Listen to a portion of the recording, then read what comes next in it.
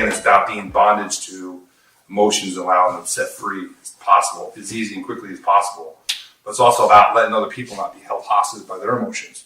So I mean, you become this like beacon for not having people being like terrorized by emotions. Emotions are allowed to be there, and they're supposed to be there. You know what I mean? Like a lot of men don't know this, but it's natural to be angry and get that shit out. What happens is men have like they act like women who have been so feminized, and like we have to, basically take our little anger and oh, here's my anger, instead of just getting it out and like be done.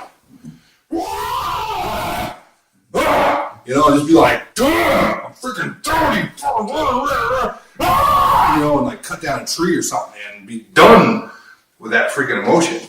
And you can't do that in front of a woman most of the time, because women are like, oh, he's gonna beat me or tear the house apart and set it on fire with me in it, tied to a chair. You know what I mean? And but men need to like have their moments. And when you don't give a man that moment, what happens is they cage that anger, they cage that frustration.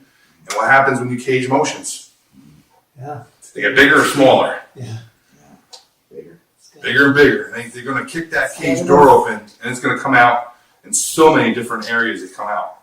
And it's so sad. You know what I mean? It's so sad to watch, good men go down for bad things because they can't release their emotions. Society's gotten to a point, and it's worldwide. It's not in Canada and the United States. It's worldwide. Mm-hmm. Men are not allowed to release emotion. Mm-hmm. They're not allowed to be free. So back to this thing called gratitude and like specific examples. So it's like, how do I free myself of the emotions, the bondage to, you can go first with Mr. B. So, I mean, what are some of the things, like, how can you now that you know the power of gratitude, like, how can you use the gratitude in dealing with Mr. B?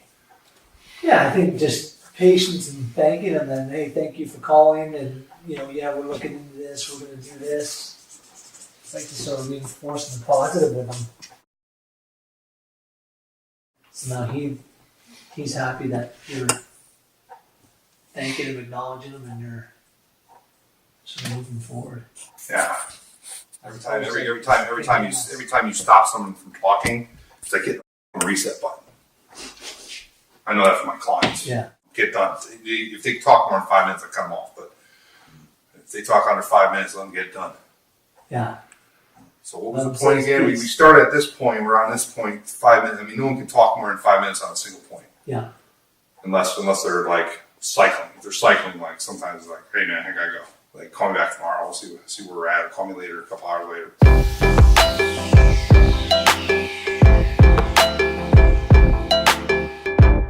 So thanking them would be one thing. What's another thing? How can you look at that human being in a kind, tolerant, grateful way?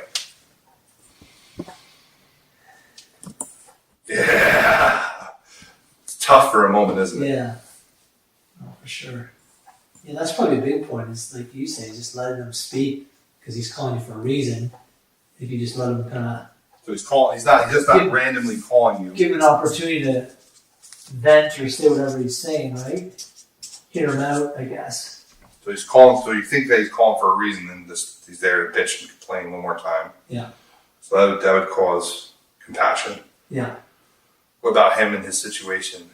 I mean, I gave you my example, so I don't want, you can steal mine if you want, but I'd like to figure out, at least in your own words, how you could Mr. B a little differently. Yeah. And then I guess just explaining to him, kind of not being so quick, I guess, just to get on the phone with him and just explain to him, okay, this is, hear him out, now this is what we're going to do for you, right? Or take the time to explain things to him. How could you do it quickly? Because it sounds like your time's pretty valuable too. Yeah. So how can you do that quickly but still passionately? Maybe have my assistant do it too, and kind of her. Yeah. No, this is new, but you see the bridge though, right? Yeah. Yeah. But I mean, this guy isn't even here, and he's affecting your emotional well-being. Yeah. And he's not even here. Yeah. He's probably not even thinking about you right now. No. But you are. Yeah. That's right. And see, this stuff here comes up in trading. Mm-hmm. When you take trades, you sabotage yourself because you feel like, because you treat people like, you're not treating people like you think you should treat them better, and you know how to really respond better to some people. Mm-hmm. It's not because he's a dirtbag. It's not because you're a bad person. Yeah. It's just he's very difficult to deal with. And it's like, how do I get to a point of like treating him the same way I treated the guy that kept interrupting us and interrupting me? Yeah. You know? Mm-hmm. I don't just talk this stuff, I live it. Yeah. You know? Yeah. And this is what I mean, literally, this is big. This is really, really big. Because, I mean, you wonder where the self-sabotage comes from. Yeah. And where the losses for trading come from. It's all emotional crap. Mm. That's why this stuff like here, I mean, nobody talks about this stuff, but this is like game changer stuff. Yeah. So how else can you look at Mr. B? So you have compassion every time. So you're going to thank him. So that's what you're going to do. But how can you look at Mr. B in a new light? Do this new filter. Yeah. I'm trying to think of what I deal with and stuff. Like, often I'm trying to just sort of make excuses to get off the phone with them quickly, or just Why is he upset? almost pacify them. Like, yeah, we're getting, but not really. So how can you treat him better? How can you look at him so you'll treat him differently? That's what the key is here. It's how can you change him from Mr. Cluster B to Mr. Yeah, I guess almost like maybe, family? Yeah, if you look at him like almost like a colleague, right? How you treat him, right? Maybe that way. Does that work or does that not work? You haven't taken it on yet. Yeah, I haven't taken that on yet, but So if you took that on, I mean, how does it feel? Does it not feel good? Or does it feel right for him? yeah, it might not feel right for him. Okay. So not a colleague. Yeah. So how else can you look at him so you treat him with more compassion? Do you do anything for the poor or the indigent?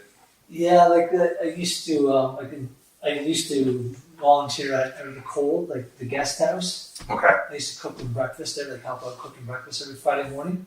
But I stopped, this year when my son was born, right? It's just time, right? Right, yeah, and you got son. Well, that's Yeah. fine. But how would you treat those people? Would you treat them like that? I treat them real. I'm always very respectful and kind, and You compassionately serve them. yeah, I'm not just there to. So could you take him and turn him into a person that was coming for free food on a Friday? Yeah, totally good, right? Does it work? Yeah, I mean, try it on. Try it Yeah. on. I mean, in your mind, just try it on for a second. Yeah. I mean, think about him. Think about the people that are going through the line. I mean, does that feel like a fit or not? yeah, it's probably not too far off. Not too far off. It doesn't feel great. I think it could probably work. I could make it. Could definitely try that.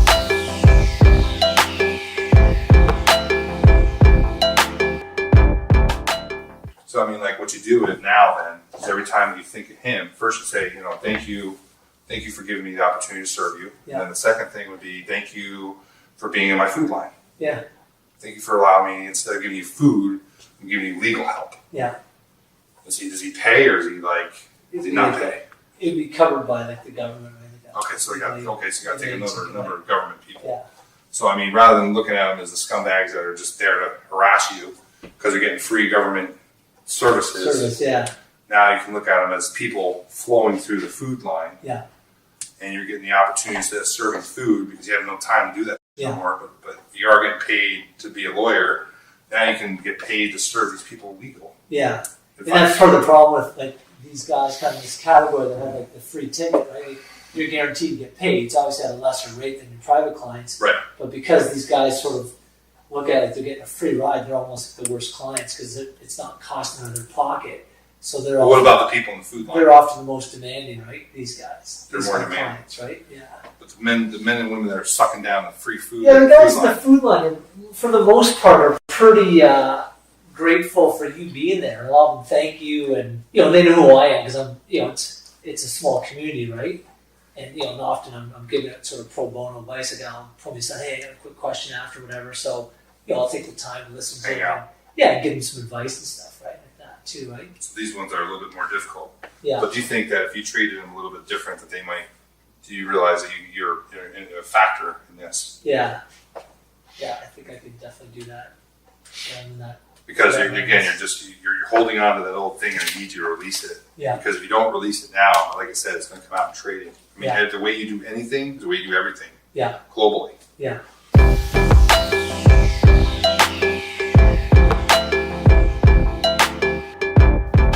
One of the weird things I found shortly after we got married, because when I got married, I instantly had a stepdaughter, Yeah. was I'd taken the same attitude I had towards my stepdaughter, and I took it to my friend who was having a bad day. And she was bawling away about something, and I just looked at her and said, "You must be having a really tough day." And I know it was the same thing I always said to my 6-year-old. And she was like, "Yeah, I am." And it was like, I have a really big 6-year-old standing here. You know, it was the same concept. So I don't know if you could take that same concept of like working with a child who's just a lot bigger, you know, Yeah. and the same compassion and say, "Hey, you know what? Sounds like you're having a really tough day. How can I help you?" Yeah. I don't know if that helps or not. Yeah. But what you have to do is you have to change him into a new being Yes. to serve. Even if they are scumbags, and Yeah. if they are calling you 50,000 times, because that doesn't matter. Yeah. What does matter is how you respond to it, how you feel about it afterwards. Yeah. Because you have a very big emotional tie. I'm not picking on you, but I do. This is really big, man. You know what I mean? Because there's other situations in your life that you're going to have to evaluate and do this with, and absolutely hammer. Because like this guy, he's going to kill you someday in trading. Yeah. By thousands or tens of thousands of dollars. Yeah. So you got to get the relationship right with this person. Yeah. Any way possible. So if he's not a food line person, how else can you look at him in terms of? And you might have to try on. It doesn't have to be one thing. It could be many things. Try the right one until you finally get the fix. Yeah. You know, you can look at him in terms of like being, you know, thank God that like, you know, like I know what these people are like. I'll never be that way. I mean, you can do it so many different ways. God's given me these gifted people. You know, the fire guy. You know what I mean? Yeah. Lonely. You know. Yeah. And have compassion on him, even though he was like dumping on my stuff, dude. You know what I mean? Stopping my flow. Yeah. You know what I mean? It's like, all right, I've got to dress you. Hey, thank you so much, Yeah. man. If you want, you know, I'll let you come for a Pull day up a for chair, free sure, or something, pull up a chair, whatever. Yeah. You know what I mean? He ain't come back, but you Yeah. know what I mean. If he did, it'd be great. If he doesn't, you know. Yeah.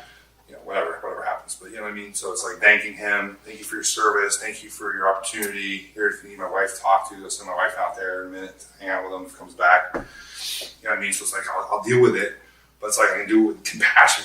Yeah. You know? Yeah. As long as he's not storming in here and stealing the pen from me, you know what I mean? Then I'll like call the cops. But Yeah. you know what I mean? It's like, you know, if I don't have to address it, the better. And the more I can address it through gratitude, even greater yet. Because like I feel great about the relationship. I feel great about the thing, and I can release the emotion like you have, like this embitterment because they're taking advantage of the system. Yeah.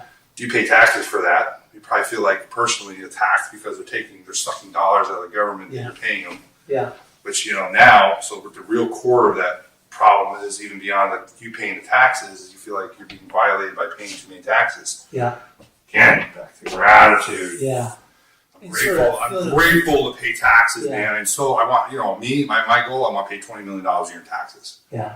Because I'm making $60 to $80 million. You know what I mean? Like, you know, you got to look at things like that. Thank you for making it hard on me. Yeah. Like, I like life when it gets difficult. Like, this last 2 weeks were hell. Okay, I'm not going to get into it, but it's like I'm so thankful because it gave me new tools to like be thankful and try to keep my positive attitude and like treat people with kindness and care and not dump on my family. You know what I mean? And just like it gave me that opportunity. You know what I mean? So everything I do is back and flipped into like, how can I be grateful for this moment? Yeah.